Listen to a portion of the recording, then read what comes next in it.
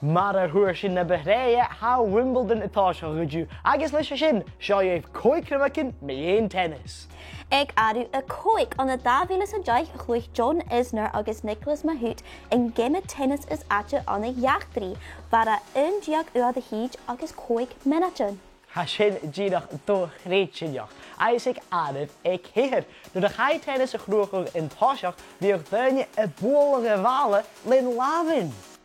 Ag arú a trí a chhlach ballchin tennis a bhí edan deanú a chlói. Gema neonach, agus ag aribh ja.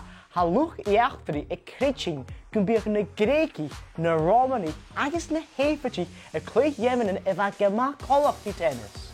Agus na iadach ag arú a hin hana tradition a bhí gich sŵn lár le uachar ag Wimbledon. Sinna cwma ha Còig Criomagan Dheidhinn Teanas.